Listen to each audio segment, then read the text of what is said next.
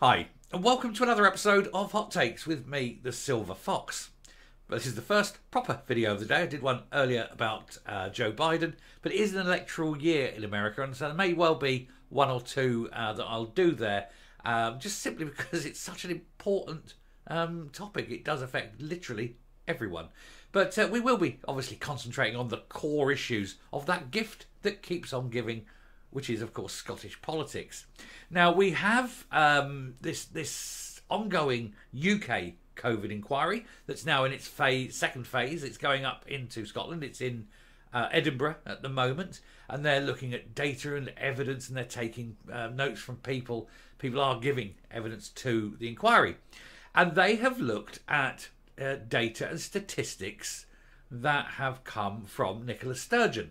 And they have looked at this and they've realised that these statistics are basically a load of old rubbish. No surprise there, I suspect. But we're going to have a look at this to see why they're rubbish and why they are questioning everything. Because obviously she just lies a lot. Anyway, let's have a look. Here goes. Right, before we get into this tiny bit of housekeeping, I've noticed over the last few days there's been an uptick in the number of sort of insults and attacks, personal attacks, in the comments against me. And for all the regulars out there that are big supporters, don't worry, I have very thick skin. I do not care one jot or iota for these morons. In fact, I find it refreshing, because if they are attacking me, it's because they cannot attack what I say. And therefore, first of all, I'm living rent-free in their head. And secondly, it means that I've won. They can't attack what I'm saying, so they have to come after me, playing the man, not the ball. You know, ad hom attacks always mean that you've won.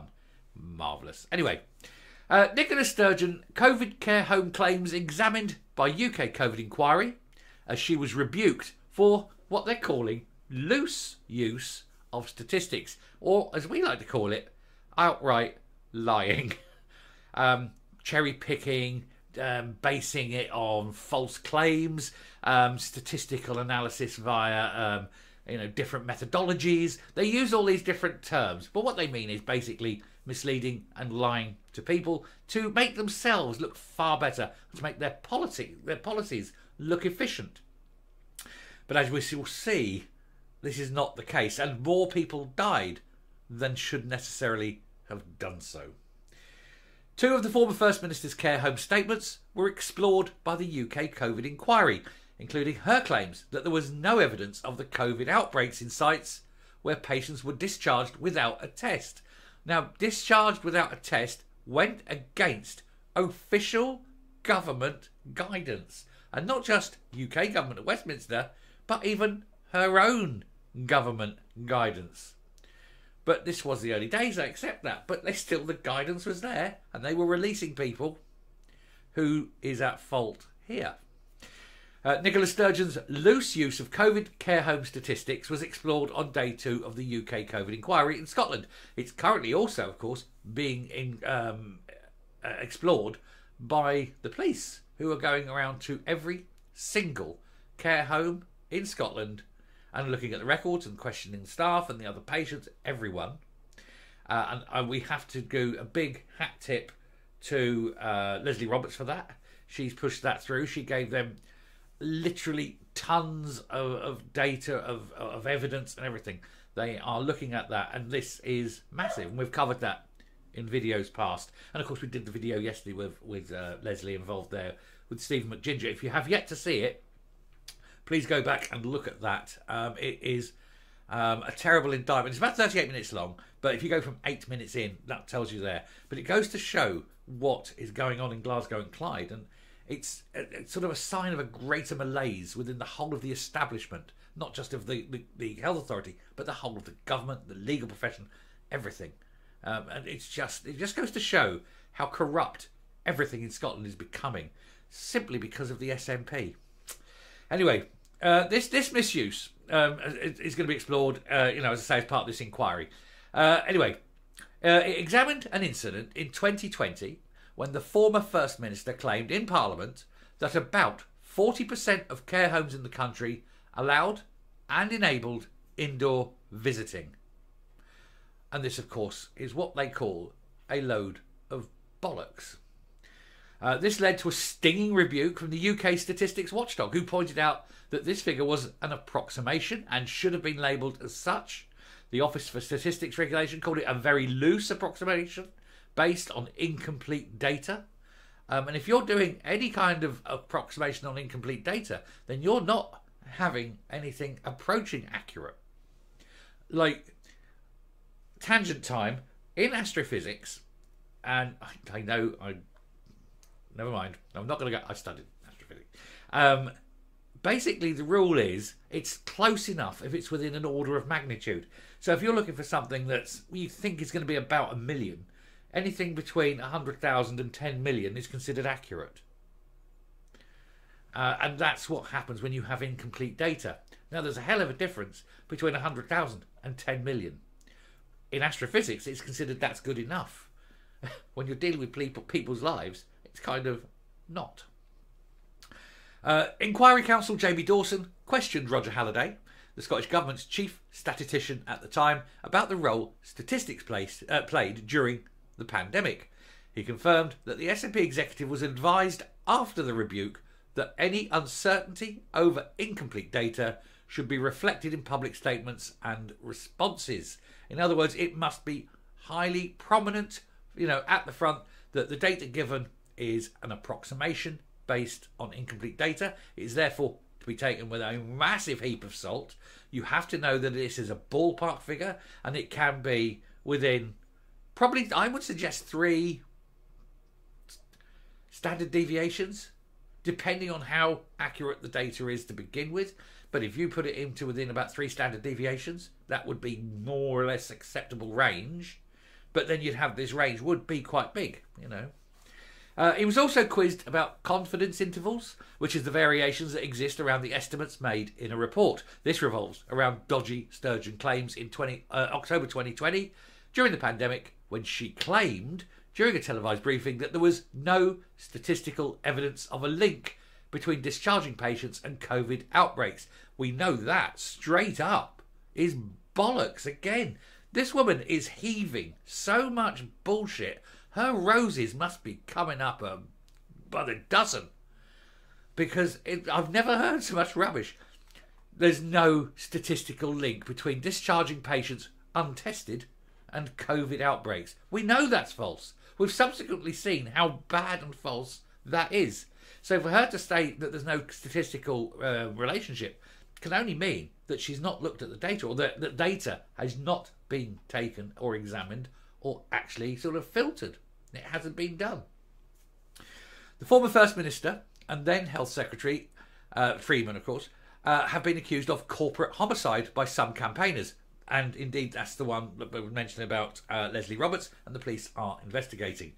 And that was over this policy to discharge people who tested positive to the virus back to care homes. It's been claimed that this led to outbreaks and deaths of vulnerable Scots.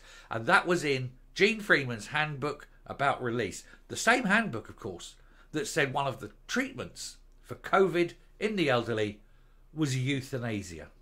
And we've covered that in the past as well. Public Health Scotland was criticised at the time by the UK Statistics Watchdog for not being clear that there were uncertainties and different ways to read the data. It was then republished in the report in April 21, saying it cannot rule out a link. You could not rule out the link in the first place. You can never, ever rule out a link. Now, of course, you cannot say that coincidence is causality, but, with something like this, your common sense kicks in. Correlation is not, I say coincidence, correlation is not causality. Did you know that 100% of people who wear hats will die? That's an example of correlation and causality. Wearing a hat or not, you're going to die. But what I'm saying is true, but they're not a causative factor, unless it's a very heavy hat.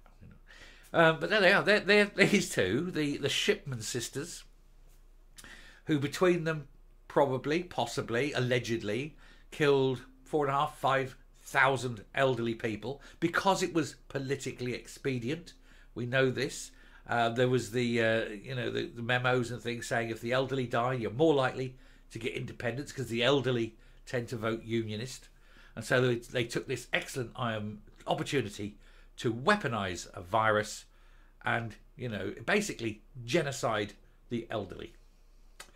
Almost 5,000 patients were sent to care homes between March 1st and March 31st in 2020, untested for COVID, before guidance was changed. The publication found that the mortality was high, but they knew it would be, with COVID associated with 21% of deaths within 30 days of discharge to a care home, and then all the other ones in the care homes that were getting it and were dropping like flies, all part perhaps of a master plan of death and destruction on a scale not seen since, the concentration camps in Germany in the 30s and 40s. And that's who these people are. Jane Morrison of the Scottish COVID Bereaved Group also gave evidence where she criticised lax infection controls in hospitals, and she claimed the lack of controls was like pulling down a portcullis to stop a swarm of bees. Her wife died, aged 49, after contracting the virus while in hospital with jaundice. They all know, and we all know, we all suspect. We can't say we know, because if I say I know, or if we directly accuse her, that's, suing territory. But I believe, it's my opinion, that she is responsible. It's my opinion that she has done some truly awful things. There are allegations and rumours that she caused the deaths of thousands of people because it was a good idea and it would help her politically, allegedly. I'm coming up. Now, of course, Sturgeon and Freeman have yet to give evidence. They've yet to be put on the spot and questioned. But the amount of questions that's being raised that they must answer is growing exponentially. It's like that, isn't it? And every day, more stuff, more shadiness, more sneakiness, more lies are uncovered, more revelations are made about what went on, about the things that were said, about the theories, the possibilities, the misuse of information. Basically, the whole thing is one huge exercise in mass murder, in my opinion. But we will see. And once they get on that stand, they've got to be there a long time, and they must be made and forced to answer. And they cannot be allowed to get away with, oh, I can't remember, or I mustn't do, and things like that. That won't cut it. That mustn't cut it. Because they do know. And if they say anything else, they're liars. But we shall see. Thank you very much for watching. Thank you very much for all your support. It's been marvellous. We will keep an eye on this. We cannot allow these people to get away with it, even though they very well might. Till next time, stay safe, stay well, and I will speak to you later. Bye.